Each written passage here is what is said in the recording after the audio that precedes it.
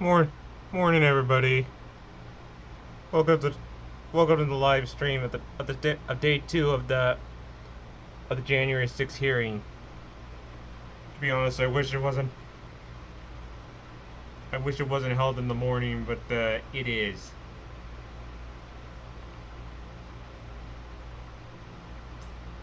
So I started now. So I started now. So I started at the time when it starts, but they always start an hour. The recording always starts an hour early. So I'm gonna give everyone a chance to go to the bathroom, have breakfast, wake themselves up, take a shower, whatever, so they can be ready to for this record for the thing. All right. So get going because once it starts, it starts.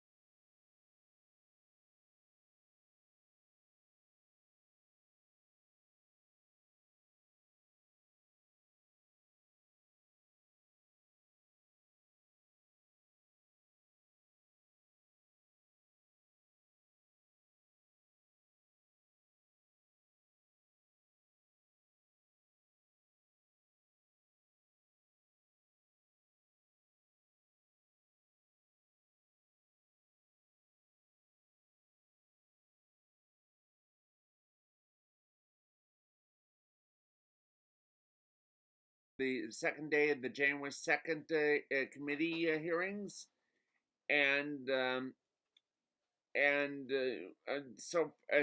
those of you know, I was on for the first one, and that was Thursday night. That was really excellent. Trump's people should be all in jail for what they did against this country. And as I'm waiting for the other one to start, I'm going to try and post some links to encourage everyone to write letters to the editor, at least.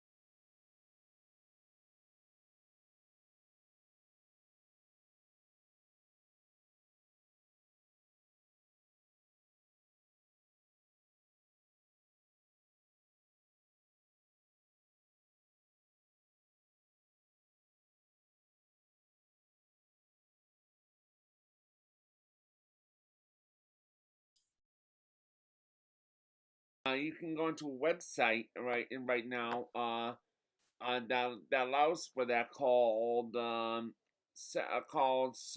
scrutineers.org. This training how to become a post-election observer, watch vote proceeding and counting. If you want to get directly involved in election protection, here's where you can sign up how you can stop election sabotage. I'm just gonna post it here in the little chat box here.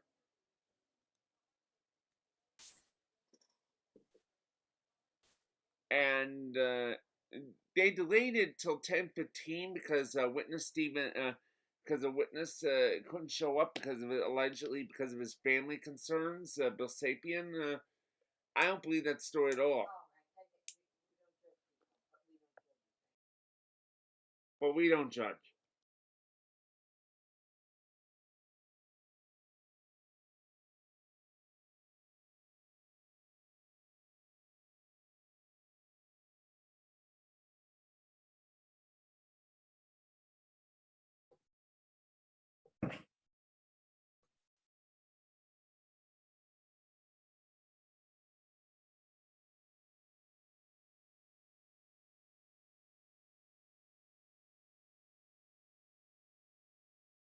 Just extended the time till 10:30.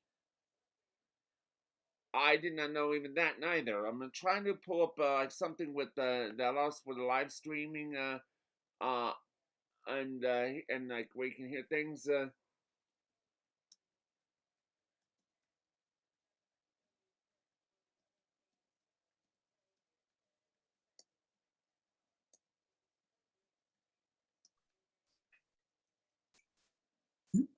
So, Pinky, can I ask you a question?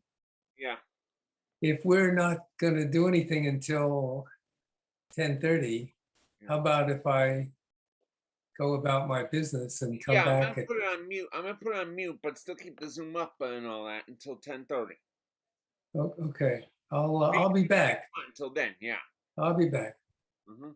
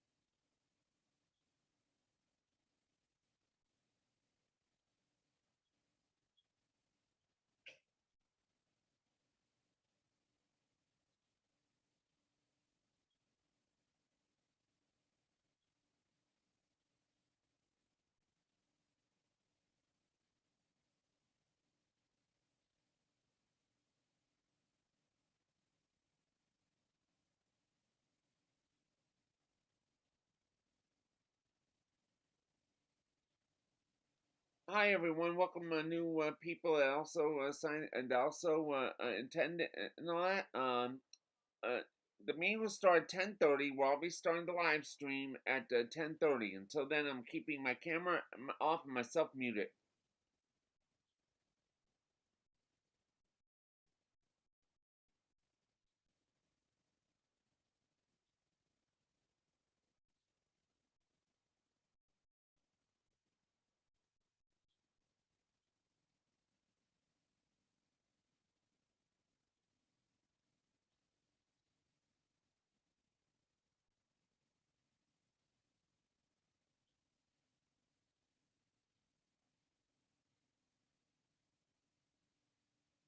Hi everyone.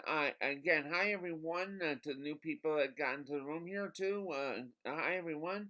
The meeting will start 10:30 because the committee hearing in Washington was delayed. So now they're saying it's 10:30.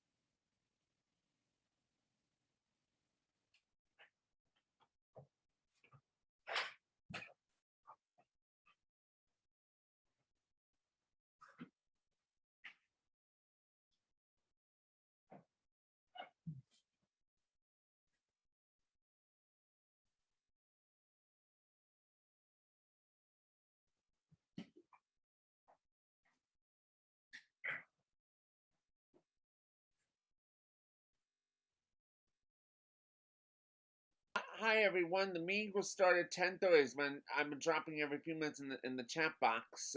Once it starts at 10:30, then I'll come back on and I'll do the share screen of the live stream of the proceedings. Thank you everyone.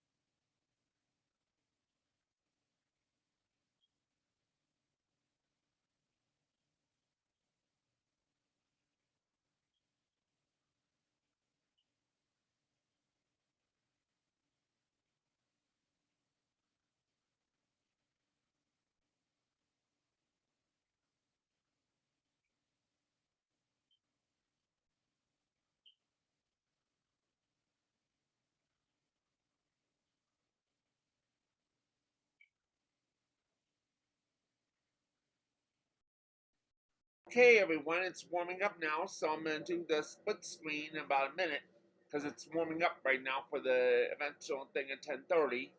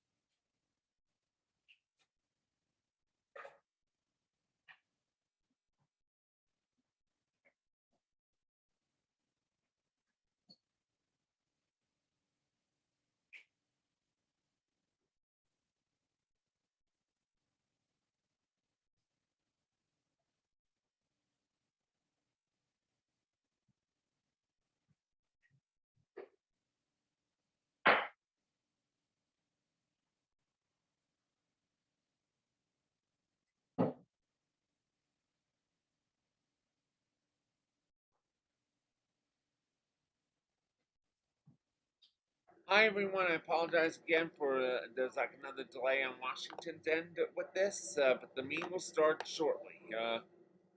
In fact, it's the show that's going to start shortly. I'm going to have it on the screen thing in just a minute here. Just hold on 1 second here.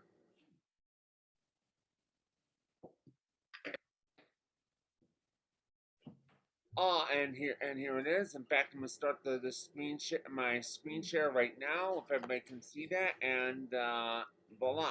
And I'm going to here it is. Here it is right now. C-SPAN's claiming it starts at 10:45, but and later on put some things in and basically copy paste. I'll even email it to you.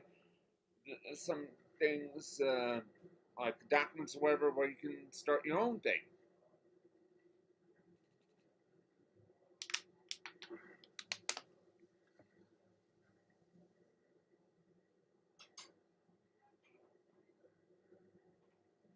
I do not believe Bill Stepien is telling the truth about a sudden family emergency. Bound judge, but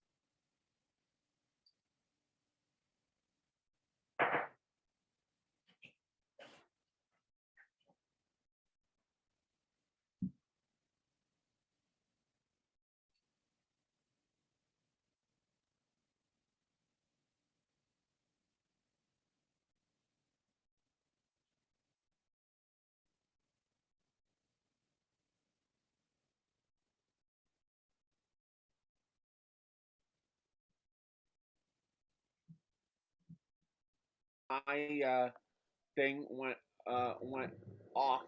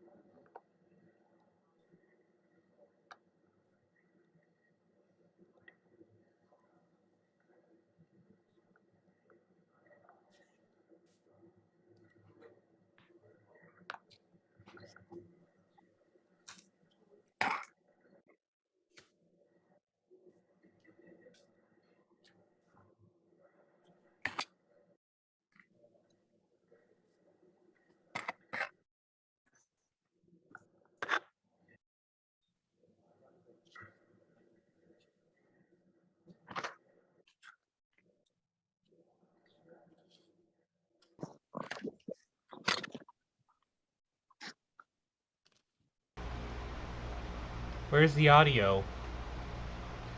The audio's coming up, but brought out use an expletive for what they were. We heard from the president's daughter, and senior advisor, Ivanka Trump, who said she took that claim from Bill Maher seriously. She accepted this idea. So right now, what we'll see today is a building of that case, supposition, and the testimony that we'll see in the committee room. I just want to mention that this rather ornate large committee room is quite full today with reporters and photographers and other people looking quite soon, in the next few minutes, gavel this in and bring in the first witness, or at least a statement from the first witness who's unable to appear, and then live witnesses perhaps after that. And as we wait, our team includes NPR's Domenico Montanaro, who's been following this all the way through. And Domenico, how significant is it that these are mostly Republican figures? In one case, we should mention it was a journalist who would be formally nonpartisan, but was associated with the most obviously Republican TV network. How significant is it that these are people on the Republican side in one way or another who are giving this testimony? Well, I mean, I think the point is that the committee wants to really paint.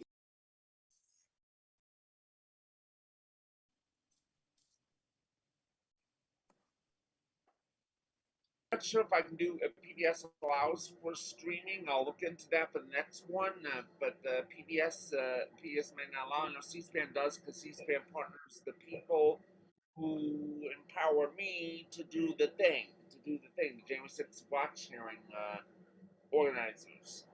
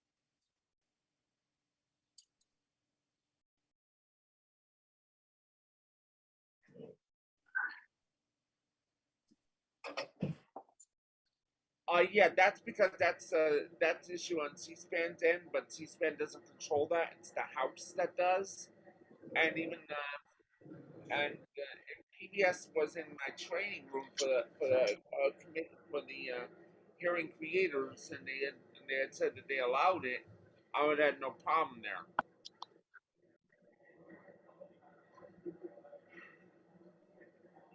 I just can't do something I'm not clear. And live coverage this morning from the Cannon House office building, waiting for the second day of the January 6th Select Committee to begin. It's the first of 3 hearings this week. We're going to be hearing from witnesses today, tomorrow, and Thursday. We'll be showing each day's hearing again in the evening on the C-SPAN networks if you missed the live coverage during the day. Today, testimony from former Fox News political editor Chris Stirewalt. Due to a family emergency, former Trump campaign manager William Stepien will not be appearing as scheduled today. He was to testify under subpoena.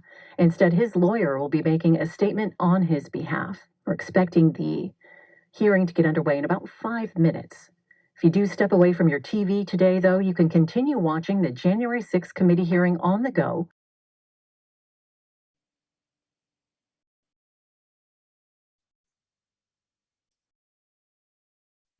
Brought to you as a public service by these television companies, including Dish Network, Comcast, and Charter.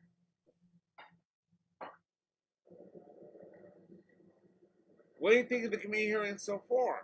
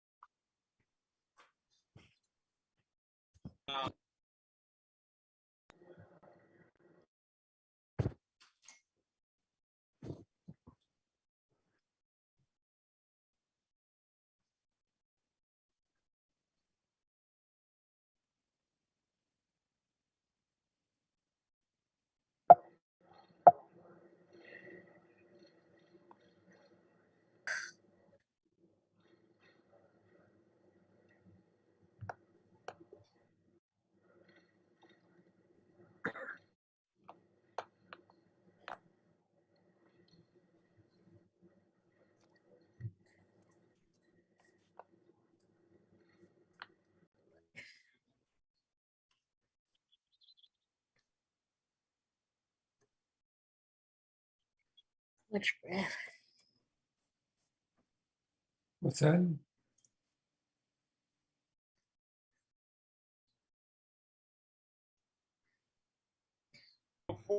Now the committee's coming on, before the committee's coming on, I'm gonna take a screenshot of everyone in the room here. Just hold on one second.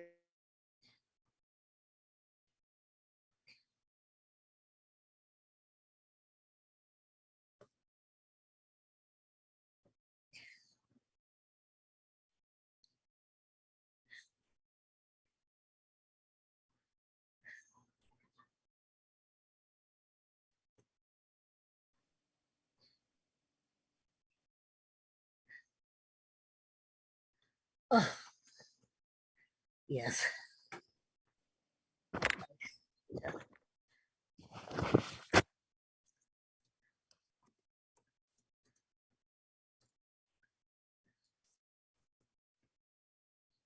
Okay, now I got the little screenshot here. I'm going to go back out to the hearing part right now. Just as I load that up. Here you go.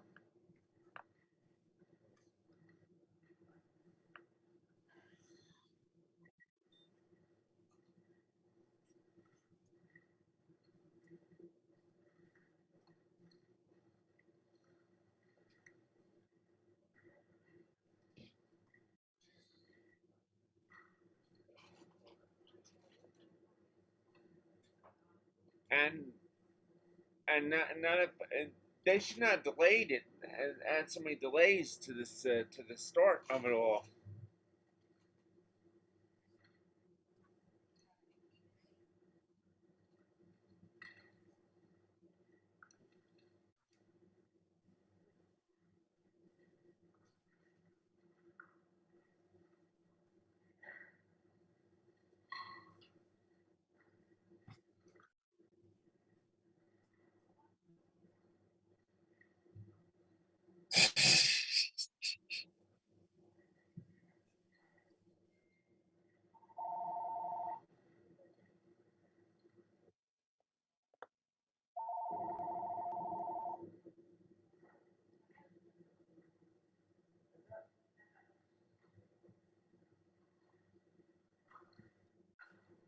Here it is. They're starting it now. Or basically, if this on CBS, The Price is Right theme song.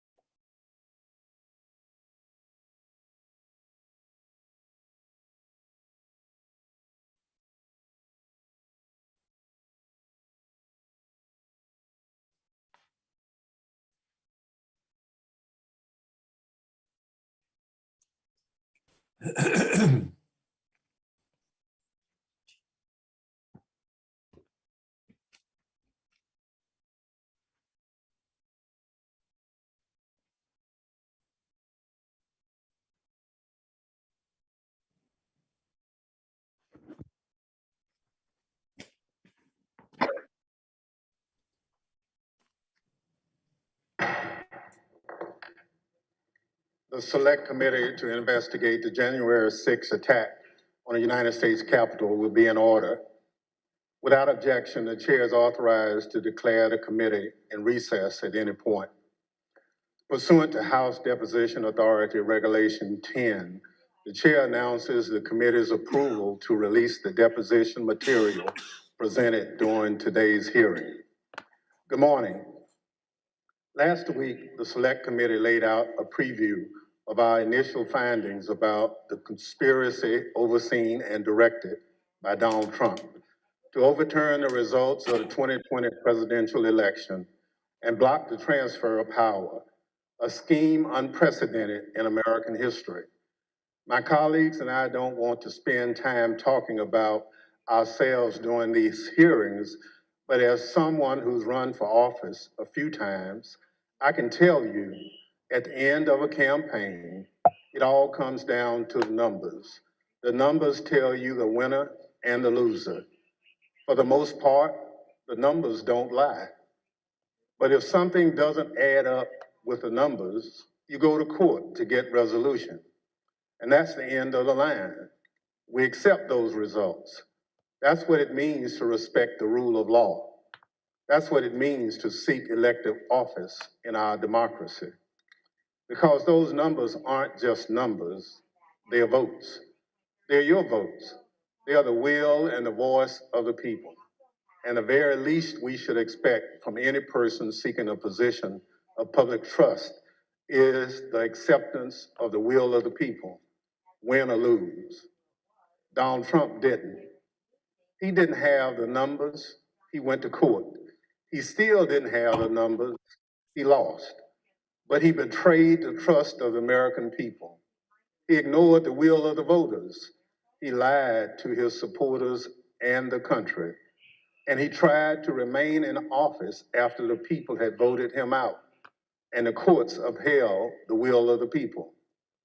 This morning, we'll tell the story of how Donald Trump lost an election and knew he lost an election, and as a result of his loss, decided to wage an attack on our democracy, an attack on the American people by trying to rob you of your voice in our democracy.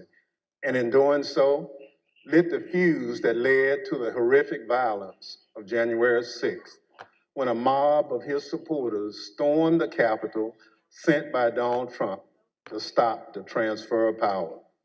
Today, my colleague from California, Ms. Lofgren, and our witnesses will detail the Select Committee's findings on these matters.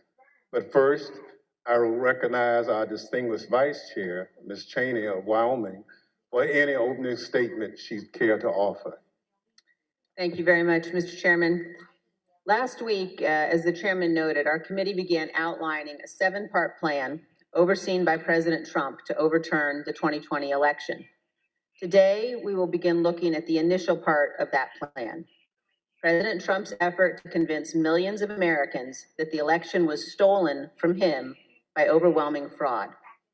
A federal court has already reviewed elements of the committee's evidence on this point and said this, quote, "In the months following the election, numerous credible sources from the president's inner circle to agency leadership and statisticians informed President Trump and Dr. Eastman that there was no evidence of election fraud," close quote, sufficient to overturn the 2020 presidential election.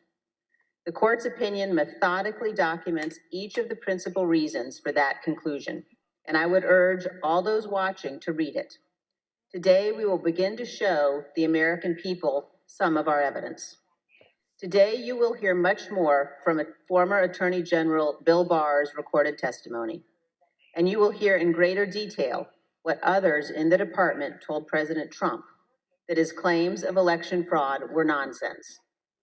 You will also hear much more from President Trump's own campaign experts, who had also concluded that his fraud claims could not be supported. Let me focus briefly on just 3 points now. First, you will hear firsthand testimony that the president's campaign advisors urged him to await the counting of votes and not to declare victory on election night. The president understood even before the election that many more Biden voters had voted by mail because President Trump ignored the advice of his campaign experts and told his supporters only to vote in person. Donald Trump knew before the election that the counting of those mail-in ballots in several states would not begin until late in the day and would not be complete for multiple days. This was expected, reported, and widely known. You will also hear testimony that President Trump rejected the advice of his campaign experts on election night and instead followed the course recommended by an apparently inebriated Rudy Giuliani to just claim he won and insist that the vote counting stop, to falsely claim everything was fraudulent. He falsely told the American people that the election was not legitimate. In his words, quote, "a major fraud." Millions of Americans believed him. Second, pay attention to what Donald Trump and his legal team said repeatedly about Dominion voting machines. far-flung conspiracies with a deceased Venezuelan communist allegedly pulling the strings. This was, quote, complete nonsense, as Bill Barr said. President Trump's own campaign advisors, his Department of Justice, and his cybersecurity experts all told him the same thing. Here, for example, is White House lawyer Eric Hirschman. His view was shared by many of the Trump team whom we interviewed. I thought the Dominion stuff was, I never saw any evidence whatsoever to sustain those allegations.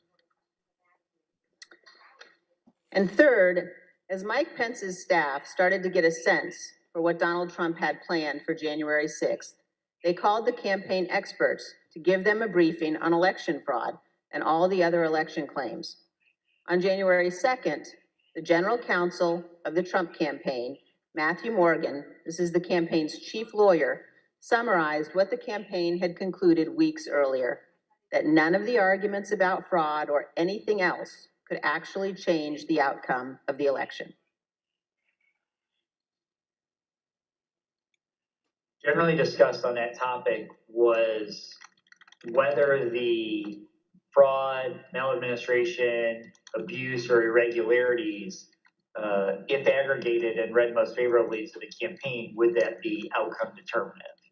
And I think everyone's assessment in the room, at least amongst the staff, Mark Short, myself, and Greg Jacob, was that it was not sufficient to be outcome determinative. As is obvious, this was before the attack on the Capitol. The Trump campaign legal team knew there was no legitimate argument, fraud, irregularities, or anything to overturn the election. And yet President Trump went ahead with his plans for January 6th anyway. Mr. Chairman, hundreds of our countrymen have faced criminal charges.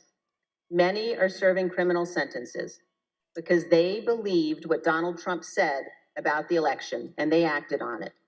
They came to Washington, D.C. at his request. They marched on the Capitol at his request. And hundreds of them besieged and invaded the building at the heart of our constitutional republic. As one conservative editorial board put it recently, quote, Mr. Trump betrayed his supporters by conning them on January 6th, and he is still doing it. Another conservative editorial board that has long supported President Trump said last week, Donald Trump, quote, won't stop insisting that 2020 was stolen, even though he has offered no proof that that is true. And this, Donald Trump now, quote, clings to more fantastical theories, such as Dinesh D'Souza's debunked 2,000 mules, even as recounts in Arizona, Georgia, and Wisconsin confirm Trump lost. Those are the correct conclusions to draw from the evidence gathered by this committee. We have much more evidence to show the American people on this point than we can reasonably show in one hearing. But today, we will begin. Thank you, Mr. Chairman. I yield back. Without objection, the chair recognizes the gentlewoman from California, Ms. Lofgren, for an opening statement. Well, thank you, Mr. Chairman. In our opening hearing, we gave an overview of our investigation into the January 6th attack. The plot to overthrow the election was complex and had many parts, which we'll explore in remaining hearings. But today, we examine the false narrative that the 2020 election was, quote, stolen. Former President Trump's plan to overturn the election relied on a sustained effort to deceive millions of Americans with knowingly false claims of election fraud. All elements of the plot relied on convincing his supporters about these false claims. Today, we'll demonstrate the 2020 election was not stolen. The American people elected President Joe Biden. We'll present evidence that Mr. Trump's claims of election fraud were false, that he and his closest advisors knew those claims were false, but they continued to peddle them anyway, right up until the moments before a mob of Trump supporters attacked the Capitol. will also show that the Trump campaign used these false claims of election fraud to raise hundreds of millions of dollars from supporters who were told their donations were for the legal fight in the courts. But the Trump campaign didn't use the money for that. The big lie was also a big ripoff. The former president laid the groundwork for these false claims well in advance of the election. As early as April 2020, Mr. Trump claimed that the only way he could lose an election would be as a result of fraud. You know the things with bundling and all of the things that are happening with votes by mail, where thousands of votes are gathered, and I'm not going to say which party does it, but thousands of votes are gathered and they come in and they're dumped in a location, and then all of a sudden you lose elections if you think you're going to win. The only way we're going to lose this election is if the election is rigged. Remember that. It's the only way we're going to lose this election. This is going to be a fraud like you've never seen. Did you see what's going on? Take a look at West Virginia, mailmen selling the ballots. They're being sold. They're being dumped in rivers. This is a horrible thing for our country. This is not going to end well. Mr. Trump decided even before the election that regardless of the facts and the truth, if he lost the election, he would claim it was rigged. Mr. Trump was right about one thing. It did not end well. On election night, Mr. Trump claimed even before the votes were counted that his loss was a result of fraud. On Thursday, we had testimony from Attorney General Barr about the Department of Justice investigation of Mr. Trump's fraud claims.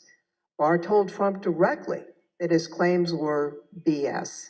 Yet, after hearing the truth and that warning from the AG, Mr. Trump continued to peddle the false claims of fraud.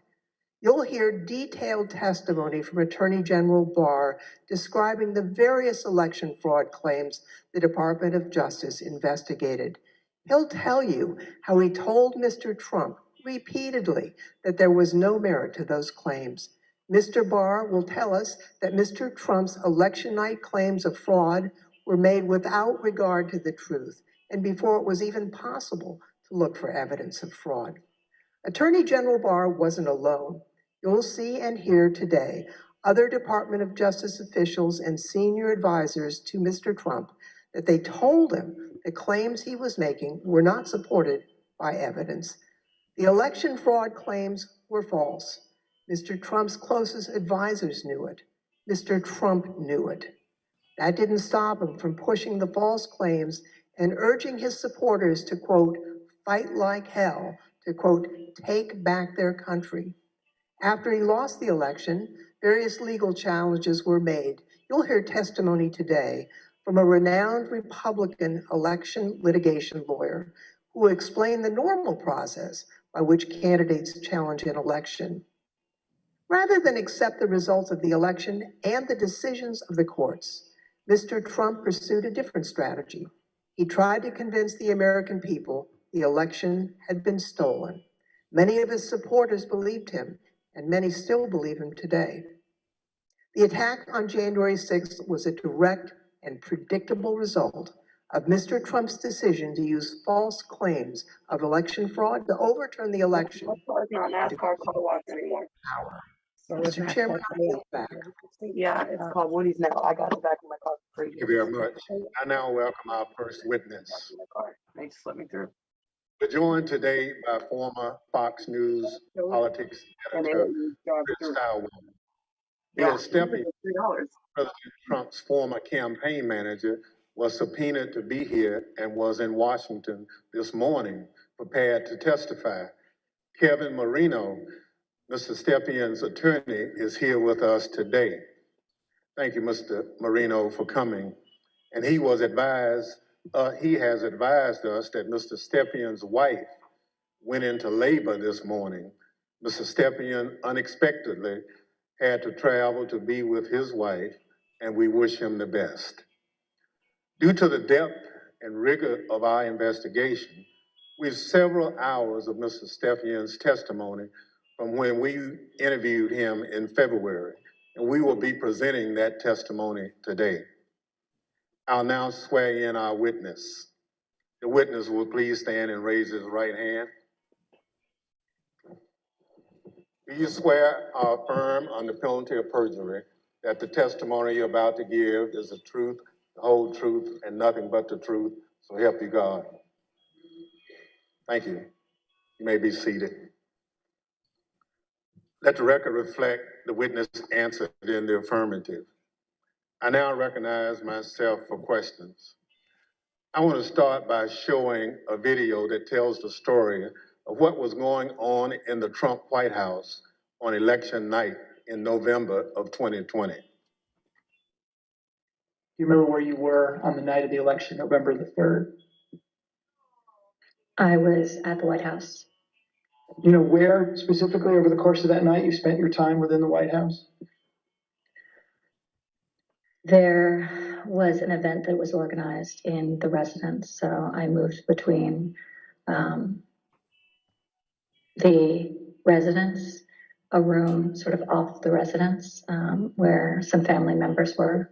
I take it the president was upstairs in the residence. He was upstairs. We were kind of on the first floor, so not upstairs. We were with, mostly with Ivanka and her brothers and a couple other people who'd be coming in and out. Can you just describe the atmosphere? What were people expecting that night when you got to the White House? I think that there was, typically for people who show up there on election night, it's going to be a self-select, more positive environment. And I think people were a little bit nervous, not knowing what was going to happen with the red wave or the red mirage as the debate was being carried out. The Fox News Decision Desk is calling Arizona for Joe Biden. That is a big get for the Biden campaign. Arizona's called. Do you remember that? I do. What do you remember happening where you were when Arizona was called? There was surprise at the call. Who was surprised? Most everyone in the room. Were you being one of them? Yes. Did that shift the atmosphere, the attitude in the White House? Completely. How so? Can you describe that? Because Fox News was the first one to go out and say that. So was it anger kind of directed towards Fox News for making a call more so than like disappointment that maybe the campaign lost Arizona? All the above. So both anger and disappointment.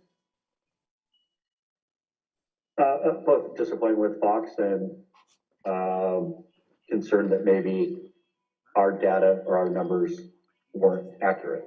Were you in the White House residence during the sort of past midnight into the early morning hours of November 4th? Yes, oh sure. It went over beyond midnight, yes. Do you remember Rudy Giuliani being at the White House on election night and into the early hours the next morning? I do. What do you remember about when he came? He was, I had heard that he was upstairs, in that aforementioned reception area. And he was looking to talk to the president. And it was suggested instead that he come talk to several of us down off the map room. Yeah. You said that you had heard that Mr. Giuliani wanted to talk to the president and then he was directed your way. Did you end up talking to Mr. Giuliani when he was directed your way? I did. What was that conversation? A lot of conversations were directed my way. A few of us, myself, Jason Miller, Justin Clark, and Mark Meadows, gathered in a room off the map room to listen to whatever Rudy presumably wanted to say to the president. Was there anyone in that conversation who, in your observation, had too much to drink? Like Mayor Giuliani. Tell me more about that. What was your observation about his potential intoxication during that discussion about what the president should say when he's addressed the nation on election night? And the mayor was definitely intoxicated, but I do not know his level of intoxication when he spoke with the president, for example. Were you part of any discussions with the people I mentioned, Mr. Stepien, Mr. Meadows, or anyone else, about whether the president should make any sort of speech on election night? I mean, I spoke to the president. They may have been present, but president spoke to the president several times that night. There were suggestions by, I believe it was Mayor Giuliani, to go and declare victory and say that we won it outright. It was far too early to be making any calls like that. Ballots were still being counted. Ballots were still going to be counted for days. And it was far too early to be making any proclamation like that. I remember saying that, to the best of my memory, I was saying that we should not go and declare victory until we had a better sense of the numbers. Okay, can you be more specific about that conversation, in particular what Mayor Giuliani said, your response, and then anybody else in the room's response? I think effectively Mayor Giuliani was saying, we won it, they're stealing it from us, where'd all the votes come from? We need to go say that we won. And essentially that anyone who didn't agree with that position was being weak. What was your view at the time as to what he should or shouldn't say?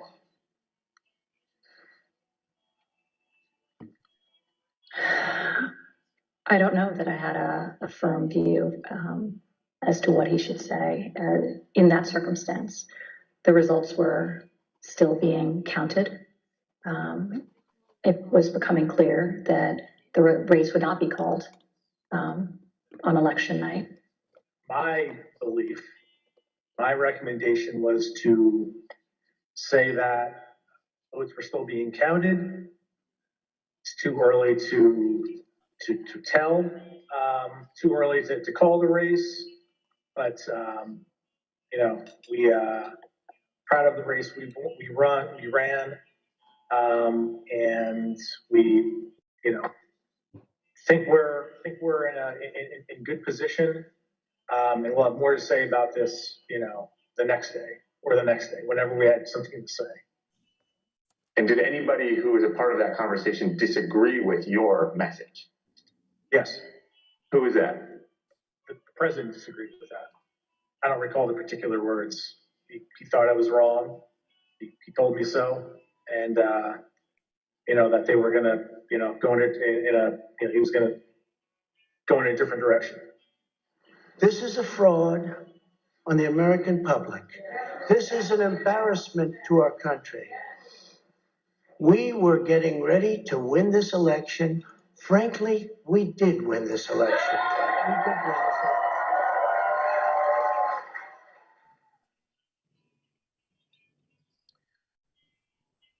election. Mr. Stirewalt, did President Trump have any basis to declare victory on November 4th, 2020? Thank you. Mr. Stepien also testified that President Trump had no basis for declaring victory at that point in time.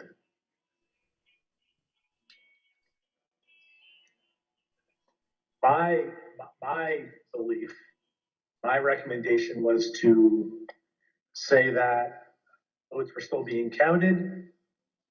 It's too early to tell, too early to call the race, but we proud of the race we ran, and we think we're in good position, and we'll have more to say about this, the next day or the next day, whenever we had something to say. Thank you. Mr. Stirewalt, after the votes were counted, who won the presidential election of 2020? Joseph Robinette Biden Jr. of the great state of Delaware. Thank you. That's the bottom line. We've had an election. Mr. Trump lost. but he refused to accept the results of the democratic process. Pursuant to Section 5C8 of House Resolution 503, I now recognize the gentlewoman from California, Ms. Lofgren, for questions. Thank you, Mr. Chairman. Mr. Stirewalt, I'd like you to explain a term that was thrown around a lot during the election, and that's the so-called red mirage. What does that mean? So in the 40 or 50 years, let's say, that Americans have increasingly chosen to vote by mail or early or absentee, Democrats prefer that method of voting more than Republicans do. So basically, in every election, Republicans win election day and Democrats win the early vote. And then you wait and start counting, and it depends on which ones you count first, but usually it's election day votes that get counted first. And you see the Republicans shoot ahead, and then the process of bailing and binding and unbinding all those mail-in votes. In some states like Pennsylvania refuse to count the votes first, so you have to wait for all of that to come in. So in every election, and certainly a national election, you expect to see the Republican with a lead, but it's not really a lead. When you put together a jigsaw puzzle, it doesn't matter which piece you put in first, it ends up with the same image. So for us, who cares? But that's because no candidate had ever tried to avail themselves of this quirk in the election counting system. We had gone to pains, and I'm proud of the pains we went to make sure that we were informing viewers that this was going to happen, because the Trump campaign and the president had made it clear that they were going to try to exploit this anomaly. And we knew it was going to be bigger because the percentage of early votes was higher, right? We went from about 45% of the votes being early and absentee to, because of the pandemic, that increased by about 50%. So we knew it would be longer, we knew it would be more. So we wanted to keep telling viewers, hey, look, the number that you see here is sort of irrelevant because it's only a small percentage of these votes. So this red mirage, that's really what you expected to happen on election night. Happens every time. Thank you, Mr. Stirewalt. Now, I'd like to play a clip of Attorney General Bill Barr, who also explains what was expected to happen on election night. Right out of the box on election night, the president claimed that there was major fraud underway. I mean, this happened, as far as I could tell, before there was actually any potential of looking at evidence. And it seemed to be based on the dynamic that at the end of the evening, a lot of Democratic votes came in, which changed the vote counts in certain states. And that seemed to be the basis for this broad claim that there was major fraud. And I didn't think much of that because people had been talking for weeks and everyone understood for weeks that that was going to be what happened on election night. Mr. Stepien obviously could not be with us today, and it's proper for him to be with his wife as they welcome their child. But he also had discussions with the president about the red mirage. That is, that it would be a long night and that early votes would favor him, but that lots more votes would be counted over the course of the night and the days after. So let's play clip 1 from our interview with Mr. Stepien. I recounted back to that conversation with him, in which I said, just like I said in 2016 was going to be a long night. I told him in 2020 that it was going to be a process again, as the early returns are going to be positive, and we're going to be watching the returns of ballots as they rolled in thereafter. So is it fair to say you're trying to present what you thought would be a realistic picture of what might happen over the course of that night, being election night? That night and the days that followed. Yeah, I always told the president the truth, and I think he expected that from me, and I told him it was going to be a process. It was going to be we're going to have to wait and see how this turned out. So I just like I did in 2016, I did the same thing in 2020. So let's watch a short clip of President Trump speaking after he received that information from his campaign advisors. We want all voting to stop. We don't want them to find any ballots at 4 o'clock in the morning and add them to the list. So when former President Trump said that, it contradicted what his advisors had warned would happen. We all know that mail-in ballots played an important role in the 2020 election. However, President Trump continuously discouraged mail-in voting. Mr. Stepien was so concerned about the president's position on mail-in voting that in the summer of 2020, he met with President Trump along with House Minority Leader Kevin McCarthy. Let's play clip 4. Meeting that was had, in particular, I invited Kevin McCarthy to join the meeting, he being of like mind on the issue with me, in which we made our case for why we believed mail-in voting, not to be a bad thing for his campaign. The president's mind was made up, and you understand, how many times to, go to the well on a particular topic. Yeah, I understand. Tell me a little bit more about the argument that you and Mr. McCarthy made to the president in that meeting as to why it wasn't a bad thing that mail-in voting was available. Largely two pillars to that argument, both of which I've previously mentioned. One, leaving a good deal to chance, pushing or urging your voters to vote only on election day leaves a lot to chance. That's A. And B, also previously mentioned, the fact that the Trump campaign, Republican National Committee, Republican Party had an advantage of grassroots workers and volunteers on the ground that would allow, an advantage to enhance return rates of ballots that were mailed. Those were the two pillars of the argument. I see. And what, if anything, do you recall Representative McCarthy saying during that meeting? We were echoing the same argument. I mean, his words echoed mine, and vice versa on those two topics.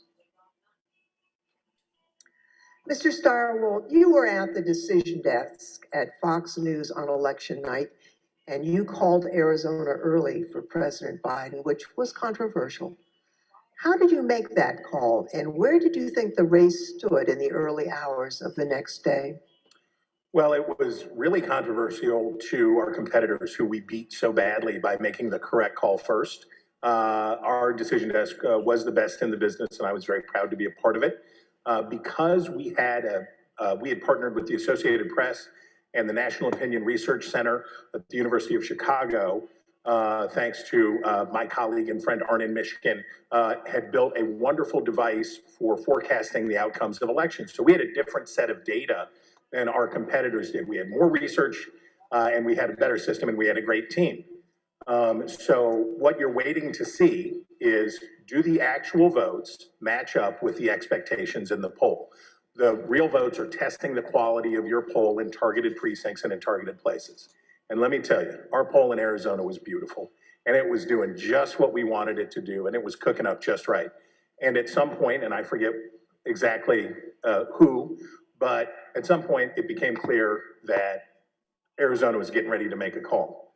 So we my boss, Bill Salmon, said, we're not making any call until everybody says yes, because that was always our policy, unanimity. And you have to understand, or in this room, you have, the best people from academia, Democrats, Republicans, a broad cross-section of people who had worked together for a decade, who are really serious about this stuff. So we knew it would be a consequential call because it was one of 5 states that really mattered, right? Wisconsin, Michigan, Pennsylvania, Georgia, Arizona were the ones that we were watching. We knew it would be significant to call any one of those 5, but we already knew Trump's chances were very small and getting smaller based on what we had seen. So we were able to make the call early. We were able to beat the competition. We looked around the room, everybody says yay, and on we go. And by the time we found out how much everybody was freaking out and losing their minds over this call, we were already trying to call the next state. We had already moved on. We were to Georgia, we were to North Carolina, we were looking at these other states. So we thought we were pleased, but not surprised. I see.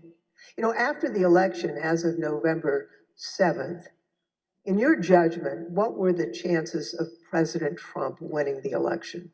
After that point? Yes. None. I mean, I guess it's always possible that you could have, a truckload of ballots be found somewhere, I suppose. But once you get into this space, ahead of today, I thought about what are the largest margins that could ever be overturned by a recount, and the kind of stuff that we heard Mike Pence talking about, sounding like a normal Republican that night when he said, we'll keep every challenge. Nothing like that. In a recount, you're talking about hundreds of votes. When we think about calling a race, one of the things that we would think about is it outside the margin of a recount?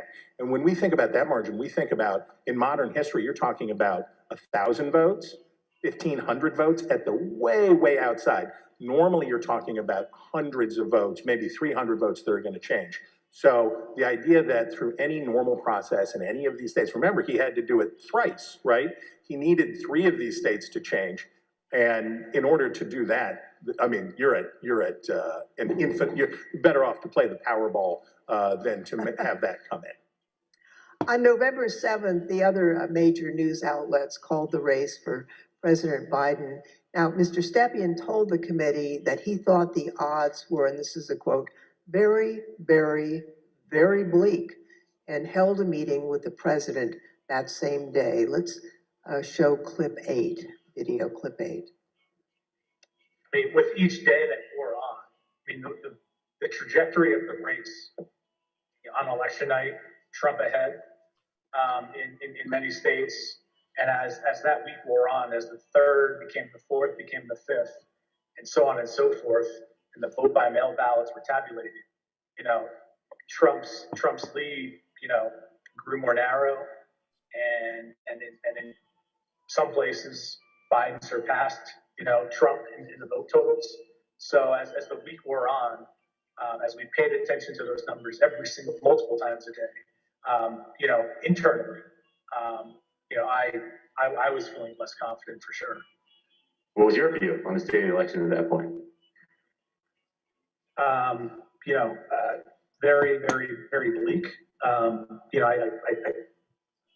We told him, the group that went over there outlined, my belief in chances for success at this point, and then we pegged it at 5, maybe 10% based on recounts that either were automatically initiated or could be initiated based on realistic legal challenges, not all the legal challenges that eventually were pursued. But it was my belief is that it was a very, very 5 to 10%. Not a very good optimistic outlook. Now, as President Trump and others continued to claim that the election was stolen, there were lawyers who were a part of the campaign lawyers, who were responsible for investigating the fraud claims. That includes Alex Cannon, who could not validate the claims that were being made, including those being made by the president. Let's roll video 13. This is an email. It's 2 emails, actually. The first is from Alex Cannon to you and Faith McPherson. And then you forward that email on to Mark Meadows, Justin Clark, and Jason Miller, the subject being AZ Federal ID Voters. If you look at the original email there, it says, Bill, we completed the AZ analysis you requested. I assume that's about Arizona. And because of the substantial uncertainty surrounding the databases, this is a highly unreliable way to identify ineligible voters. Can you explain the task that you gave to Ms. Cannon for this Arizona analysis? Sure. Previously, I described some of my frustration with some of the claims that people would throw at President Trump regarding, need to look at this, this happened in this state, or that happened in that state. And it would be, those would flow to us to look into. I talked about that before, I think. Yeah. This is an example of that. I recall in Arizona, someone had thrown out, I believe this to be the claim, that there were thousands of illegal citizens, people not eligible to vote, having cast their ballots in Arizona. Someone had thrown out that claim to President Trump. And with, the margins being as close as they were, as I previously described, that could potentially matter. So this wild claim is thrown out, which, on its face didn't seem, realistic or possible to me. I asked Alex to look at the claim, and I haven't read this full email, but I recall the response to that. The reality of that was not illegal citizens voting in the election. I think it was like overseas voters voting in the election. So obviously, people who were eligible to vote. When these findings were passed up the chain to President Trump, he became frustrated and he replaced the campaign's legal team. Let's play clip 14. I think the president, it was during the second week where things like you displayed were occurring, where he was, growing increasingly unhappy with, his team, me, less so because I was less involved at this point, but still me, growing increasingly unhappy with Justin Clark, and that kind of, paved the way for, Justin to be moved out and Mayor Giuliani to be moved in as the person in charge of, the legal side of the campaign and for all intents and purposes, the campaign at that point. Now, when Mr. Stepien became campaign manager, he was the second Trump campaign manager for the 2020 Stepien's race. wife is having a baby, so he had to go back to wherever. I know, I can't believe it. I couldn't believe that. I saw that. Right, guys. I inherited a campaign that was, the day I was hired was, I believe, President Trump's low point in the 2020 daily average This polling. is Stepien. Okay, gotcha. It was a campaign at a low point in the polls. And I tried to pull it out. You can't do it. Yeah. Structurally and Hold fiscally. this. That's all you can get. There was a great deal wrong with the campaign in both of those in both of those areas. That's fine. Most of my day spent fixing what, and I think I took over with 115 days left in the campaign.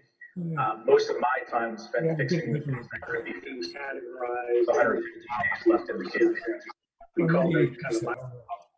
Now, Mr. Stepien has been in the campaign field for a long time, and he worked for lots of different candidates and campaigns.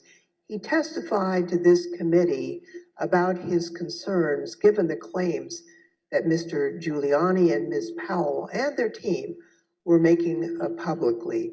Let's play clip 15. Okay, and you sort of pulled back just for your own professional reputation. You didn't want to be associated with some of what you were hearing from the Giuliani team and others that sort of stepped in the wake of your departure? I didn't mind being categorized. There were two groups of, we called them kind of my team and Rudy's team. I didn't mind being characterized as being part of Team Normal, as reporters, kind of started to do around that point in time. I said, hours ago, early on that, I've been doing this for a long time, 25 years, and I've spanned, political ideologies from Trump to McCain to Bush to Christie, and, I could work under a lot of circumstances for a lot of varied, candidates and politicians, but a situation where, and I think along the way I've built up a pretty good, I hope, a good reputation for being honest and professional. And I didn't think what was happening was necessarily honest or professional at that point in time. So that led to me stepping away. So Someone the on president team did actually left. Team Normal, and I'd like to play a clip showing that the president found the people he needed to perpetuate his claims of fraud. They saw a big truck bringing in 100,000 ballots in garbage cans, in waste paper baskets, in cardboard boxes, and in shopping baskets. And every single one of them was for Biden because they were being notified by Smartmatic in Frankfurt that Biden was way behind and they better come up with a lot more ballots. And we can prove every single thing I just said. If you gave me the paper ballots, I could probably turn around each one of these states. I'm absolutely convinced if you let me examine each one of those ballots, I'd pull out enough that were fraudulent that it would shake the hell out of the country. It can set and run an algorithm that probably ran all over the country to take a certain percentage of votes from President Trump and flip them to President Biden, which we might never have uncovered had the votes for President Trump not been so overwhelming in so many other states that it broke the algorithm. I remember that one of the things Mark said at some point was, you can't show an actual vote was flipped, which I found at the time to be a remarkable assertion because She's an idiot. Because you don't have to have the gun to see the body lying on the floor bleeding out with 5 bullet holes in it was killed by a gun. Oh, Jesus. They were proposing, I thought was nuts. The theory was also completely nuts, right? It was a combination of Italians and Germans. Different things have been floating around as to who was involved. Remember, Hugo Chavez and the Venezuelan, she has an affidavit from somebody who says they wrote a software in and something with the Philippines and that. Just all over the radar. Did you ever share, Mr. Kushner, your view of Mr. Giuliani? Did you ever share your perspective about him with the president?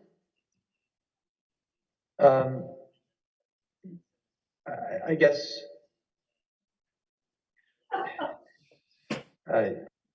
Yes. Tell me what you said. Basically, not the approach I would take if I was you. Okay. And how did he react? How did President Trump react when you shared that view with him?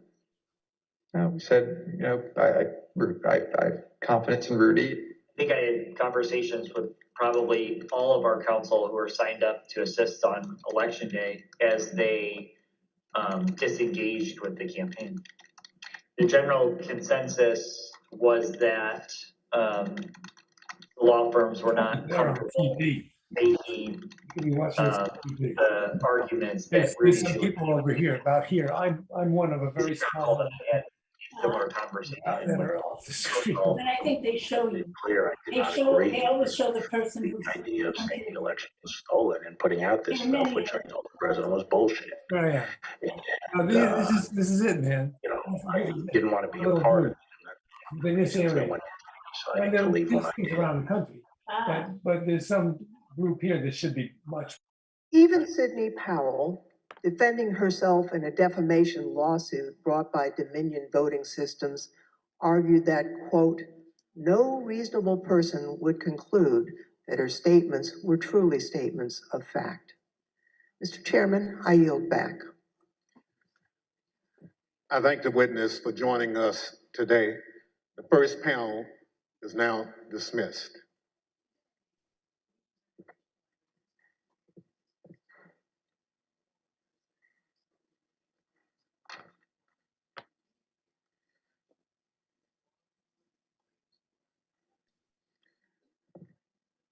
Without objection, the chair recognizes the gentlewoman from California, Ms. Lofgren. Thank you, Mr. Chairman. Last week, we presented the testimony of former Attorney General Bill Barr, who testified before this committee. Today, we present additional evidence, including his testimony that former President Trump started making claims of election fraud immediately after the election, and that Barr concluded the claims were untrue. Now, due to the length of Attorney General Barr's testimony, we're only going to include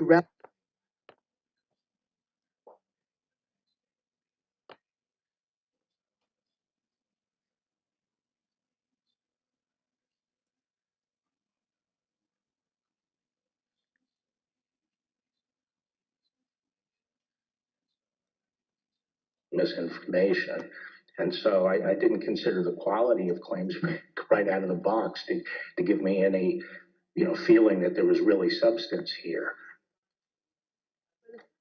For the first time since the election, the Attorney General spoke personally with the President on November 23rd, and this was at the White House. Let's play the video, please.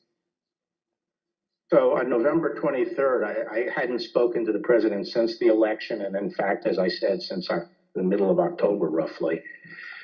And it was a little getting awkward because obviously he had lost the election and I hadn't said anything to him. And so Cipollone said, I think it's time you come over here.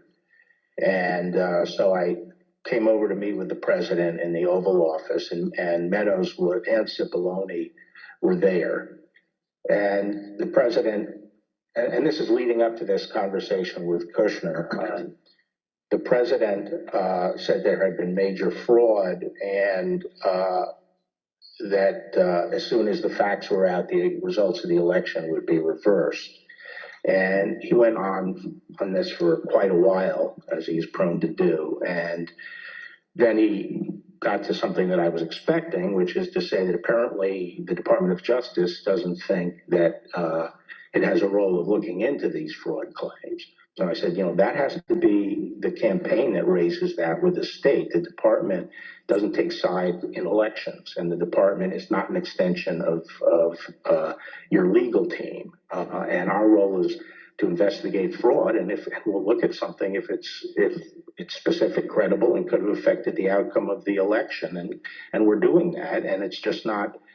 They're just not meritorious. They're not panning out.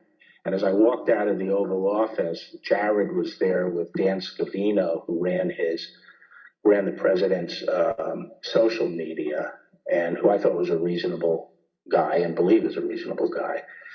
And I said, how long is he going to carry on with this stolen election stuff? Where's this going to go? And by that time, Meadows had caught up with me and leaving the office, and caught up with me and said that he said, look, I think that he's becoming more realistic and knows that there's a limit to how far he can take this. And then Jared said, yeah, we're working on this. We're working on it. Even after his Attorney General told him his claims of election fraud were false, President Trump continued to promote these claims. No.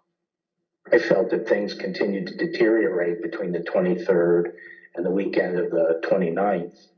And then on November 29th, he appeared on Maria Bartiromo's show, Sunday Futures, I believe it was. And he said that the department was missing in action. Well, no, we had glitches where they moved thousands of votes from my account to Biden's account. And these are glitches. So they're not glitches, they're theft. They're fraud, absolute fraud. This election was over, and then they did dumps. They call them dumps, big, massive dumps in Michigan and Pennsylvania and all over. How the FBI and Department of Justice, I don't know, maybe they're involved, but how people are allowed to get away from this stuff with this stuff is unbelievable. Now, spurred by what he saw, Barr told the Associated Press on December 1st that there was no evidence of election fraud.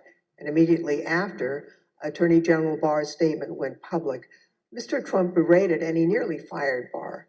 But Barr persisted in telling the president that there was no evidence to support the fraud claims.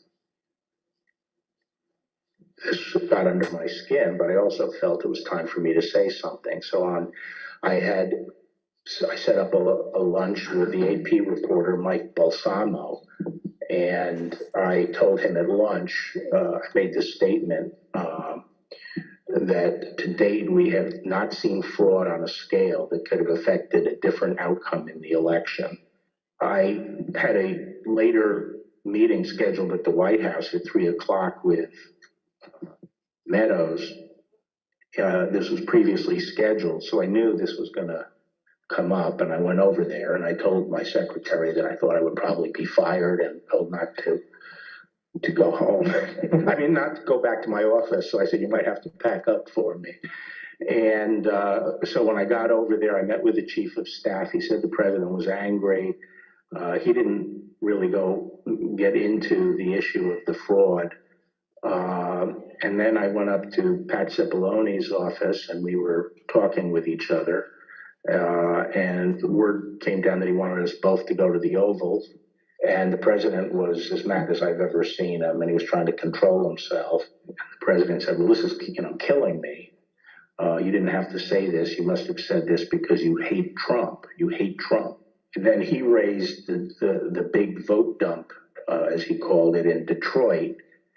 And that, he said people saw boxes coming into the counting station at all hours of the morning and so forth. And I explained to him that at that point I knew the exact number of precincts in Detroit. I think it was 630 something. I said, Mr. President, there are 630 precincts in Detroit, and unlike elsewhere in the state, they centralized the counting process, so they're not counted in each precinct. They're moved to counting stations, and so the normal process would involve boxes coming in at all different hours. So there's nothing.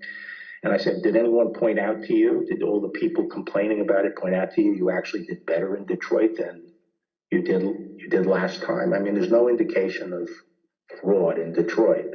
And I told him that the stuff that his people were shoveling out to the public was bullshit. I mean, that the claims of fraud were bullshit. And, he was indignant about that. And I reiterated that they wasted a whole month on these claims on the Dominion voting machines, and they were idiotic claims. And I specifically raised the Dominion voting machines, which I found to be among the most disturbing allegations. Disturbing in the sense that I saw absolutely zero basis for the allegations, but they were made in such a sensational way that they obviously were influencing a lot of people, members of the public, that there was this systemic corruption in the system and that their votes didn't count and that these machines controlled by somebody else were actually determining it, which was complete nonsense. And it was being laid out there. And I told them that it was crazy stuff and they were wasting their time on that. And it was doing a grave disservice to the country. Okay, so the very next day, the president released a video rehashing some of the very same claims that his chief law enforcement officer had told him were, quote, nonsense. Here's an example. This is Michigan. At 6:31 in the morning, a vote dump of 149,772 votes came in unexpectedly. We were winning by a lot. That batch was received in horror. We have a company that's very suspect. Its name is Dominion. With the turn of a dial, or the change of a chip, you can press a button for Trump and the vote goes to Biden. What kind of a system is this?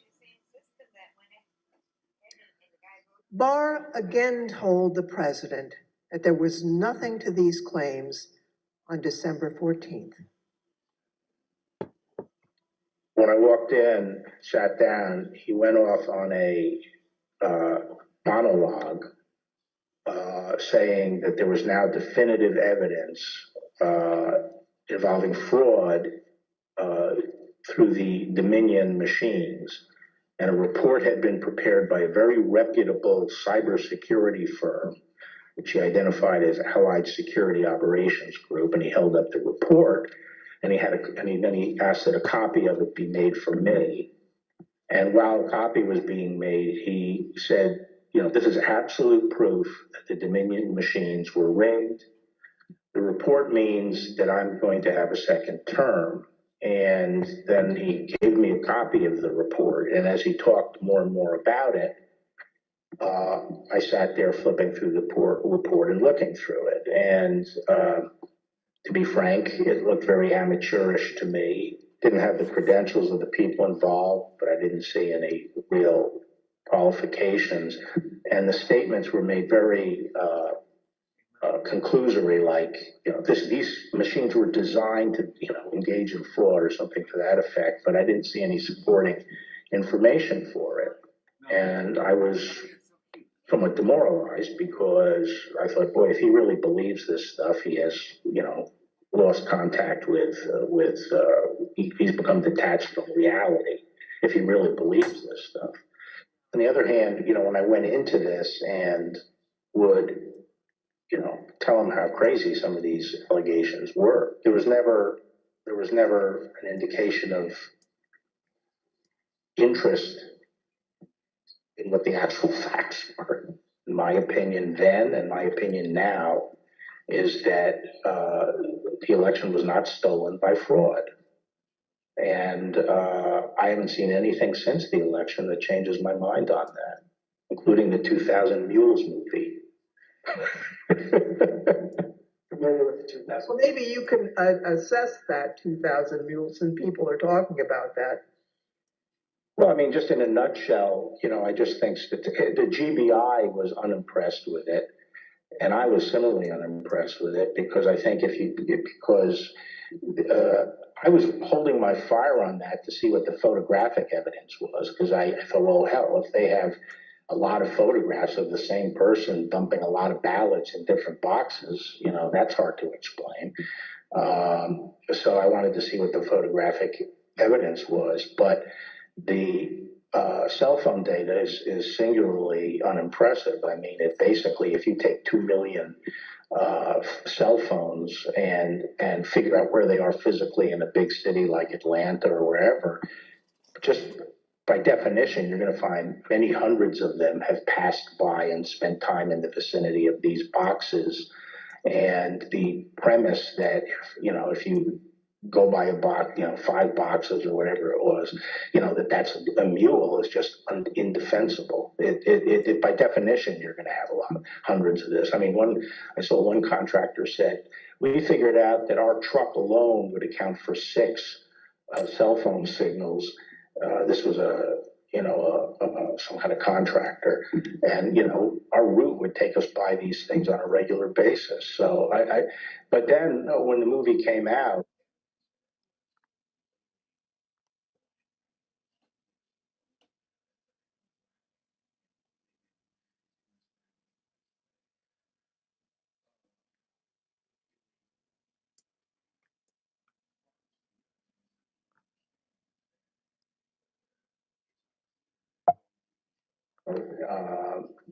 I think the photographic evidence in it was completely I mean, there was a little bit of it, but it was lacking. It didn't establish widespread illegal harvesting. The other thing is people don't understand is that it's not clear that even if you can show harvesting, that changes the results of the election. The courts are not going to throw out votes and then figure out, what votes were harvested and throw them out. You'd still the burden on the challenging party to show that illegal votes were cast. Votes were the result of undue influence or bribes, or there was really, the person was non compos mentis. But absent that evidence, I just didn't see courts throwing out votes anyway. I felt that before the election, it was possible to talk sense to the president.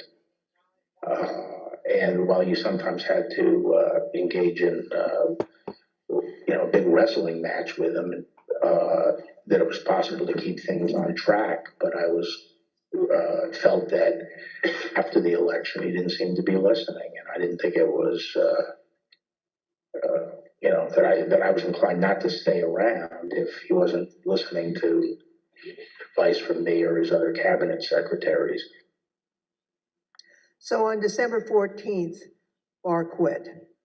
Now, the Attorney General wasn't the only person who told the president that his claims were false. Other officials and close advisors told him the same thing. Rather than try to address a counterfactual or a hypothetical, let me just say there were instances where the president would say, people are telling me this, or I've heard this, or I saw on television, this impropriety in Atlanta or Pennsylvania or something. And we were in a position to say, our people have already looked at that, and we know that you're getting bad information. If that's not correct, it's demonstrated to be incorrect from our point of view. It's been debunked. A month and a half or so after the election day, and at that meeting, various allegations of fraud were discussed, and Eric and Pat didn't, told the group, the president included, that none of those allegations had been substantiated to the point where they could be the basis for any litigation challenge to the election.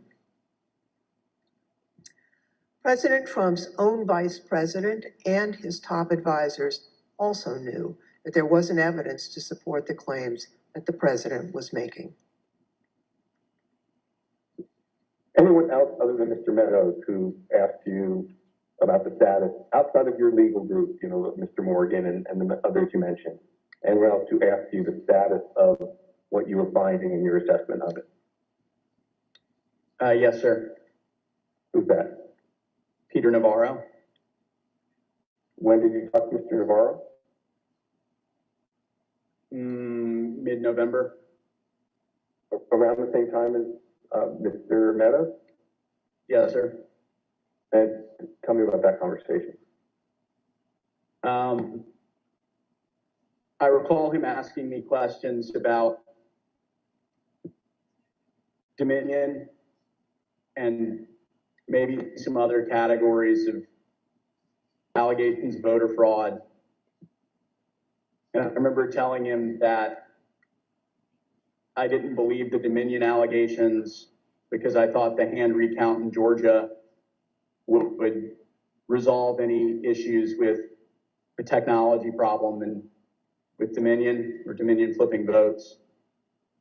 And I mentioned at that time that the CISA, Chris Krebs, had recently released a report saying that the election was secure.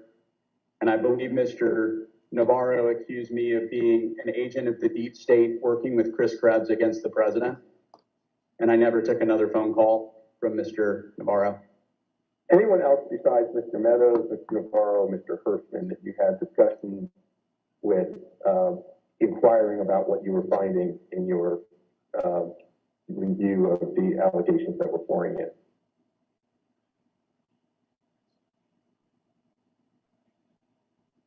I believe I had about a 15-second conversation with the vice president about it as well. When was that? During one of the visits to the White House. I don't know which one. I think it was the first one in November. I had met him briefly at the campaign, and he remembered me and saw me. And he asked what I was doing on the campaign, and I told him that, you know, we were looking into some of the issues related to voter fraud. And he asked me, I don't remember his exact words, but he asked me if we were finding anything. And I said that I didn't believe we were finding it, or I was not personally finding anything sufficient to alter the results of the election. And he thanked me. That was our interaction. At a later hearing, you'll hear live testimony from the former acting Deputy Attorney General of the Department of Justice, Rich Donahue. But now I'd like to play a portion of his testimony. I tried to, again, put this in perspective and to try to put it in very clear terms to the president. And I said something to the effect of, sir, we've done dozens of investigations, hundreds of interviews. The major allegations are not supported by the evidence developed. We've looked at Georgia, Pennsylvania, Michigan, Nevada. We're doing our job. Much of the info you're getting is false. And then I went into, for instance, this thing from Michigan, this report about 68% error rate. Reality is it was only 0.0063% error rate, less than 1 in 15,000. So the president accepted that.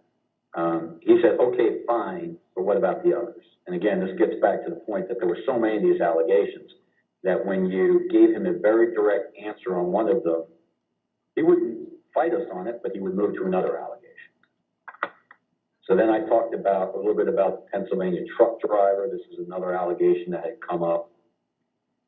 And this claim was by a truck driver who believed, perhaps honestly, that he had transported an entire tractor-trailer truck full of ballots from New York to Pennsylvania. And this was, again, out there in the public and discussed. And I essentially said, look, we looked at that allegation. We looked at both ends, both the people who loaded the truck and the people who unloaded the truck. And that allegation was not supported by the evidence. Again, he said, okay. And then he said, no, I didn't mention that one. What about the others? And I said, okay, well, with regard to Georgia, we looked at the tape, we interviewed the witnesses. There is no suitcase. The president kept fixating on this suitcase that supposedly had fraudulent ballots. The suitcase was rolled out from under the table. And I said, no, sir, there is no suitcase. You can watch that video over and over. There is no suitcase. There is a wheeled bin where they carry the ballots. And that's just how they move ballots around that facility. There's nothing suspicious about that at all.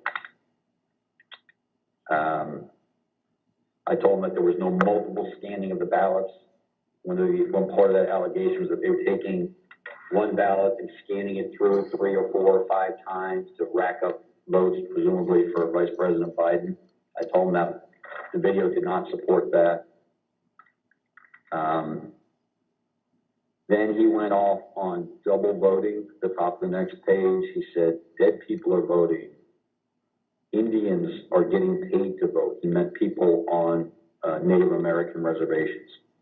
He said there's lots of fraud going on here. Told him flat out that much of the information he's getting is false and or just not supported by the evidence. We look at the allegations, but they don't pan out. Mr. Barr and his advisors were not the only ones who determined that the president's allegations regarding Dominion voting machines were false. So, Mr. Chairman, I ask unanimous consent to include in the record of this hearing reports issued by the Department of Homeland Security's Cybersecurity and Infrastructure Security Agency, otherwise known as CISA, that addressed and rejected the claims of manipulation of voting machines in the 2020 election. Without objection, so ordered. Thank you, Mr. Chairman. I also ask unanimous consent to include in the record a report prepared by the Michigan Senate Oversight Committee that disproved claims of election fraud in Michigan, as well as a statement by 59 of the country's leading election security scientists, noting the absence of any credible evidence that the 2020 election had been altered through technical compromise and 5 other reports from organizations and individuals confirming there was no widespread fraud in the 2020 election or describing the spread of the former president's lies. Without objection, so ordered. Thank you, Mr. Chairman, and I yield back. Pursuant to the order of the committee for today, the chair declares the committee in recess for a period of approximately 10 minutes. Okay, everyone. Now that the recess on, please the screen share, and then we'll get back to it in about 10 minutes. Okay, everyone.